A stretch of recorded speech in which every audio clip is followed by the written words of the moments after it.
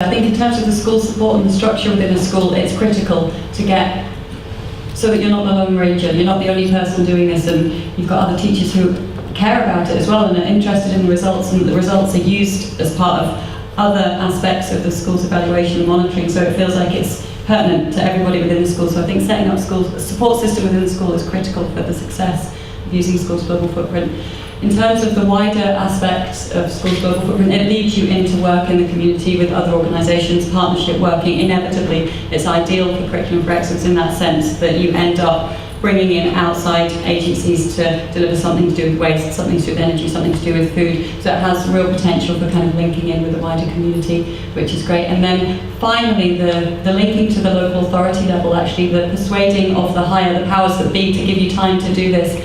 I think Amy might be able to say a word or two on this as well, but the Local Footprints project works with local authorities to get them to reduce their ecological footprint, and School's Global Footprint is an aspect of that. So now there's more and more work being done trying to link up the energy officers and the water officers with the teaching staff to say, right, the school's estate is maybe 40, 50, 60% of your local authority estate energy use. You've got to get this down, and the way to do it is through teaching and learning, not just through telling the energy manager to reduce it. So I think that message is getting stronger and stronger, and the work is being done at all levels to try and connect up the kind of the council officers with the schools to make sure that there's that work happening together. Yeah. In my authority, we have been quite frank with our council, and because we were using the calculator, we actually went to our energy officer and our recycling officer and all of those people and brought them along to the Eco Committee and basically went, right, we've saved you 40% in that, we've saved you 80% in waste reduction. We don't want you to come and collect our bins twice a week, we want you to come and collect them once a week, and we want a cardboard bin, and we want this, that, and the next thing. And they were just gobsmacked. They looked at you as if, why do you even know about things like this? What are you teaching them in school these days? And basically they then looked at our figures, and they could chart our figures right from when we started all the way along, and our recycling officer went back and looked at the surrounding community, and he said, now I realise why all the blue bins in that area are full.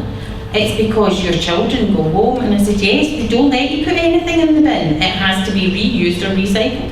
And they do that at home. So local authorities are beginning to they've got targets to hit, and they are coming into schools and are very happy to support you in that, especially if you can actually hand them figures at the end of the day and say, look, I've saved you 40% in energy, I've saved you 80% in waste reduction, I've saved you this, now what are you going to do for us? And they are getting there. So I would say flag it up to your energy officers. They seem to be more than willing, and I'm sure it's not just in our authority, but they're more than willing to come out to you and to help you do all of these things. And when it came to the water, yes, we also had the water meter in the middle of the road, but they are now reading it for us and giving us the figures and stopping the traffic once a month, just so that they can get the readings for us, because we are proving to them that we are interested and the children are interested. They're taking it home to their parents. The parents, it's having a knock-on effect on them, and it's getting to the point where it's coming out into the community and making it much more relevant to everybody. Just to add to that as well, I think the whole programme there, with the aim that you can take it to that extent, can really provide the children with a real purposeful, contextualised and real learning situation with a purpose.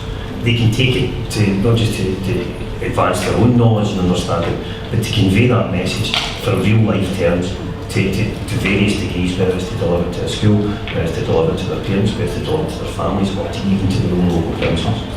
I think the programme itself has so much potential that it's definitely worth an explore. Have a go at it, keep an open mind, and keep context as wide, even past the ownership onto the children. In terms of if you're looking for a delivery of a rich task with a science focus or an environmental focus, this is the time to go for.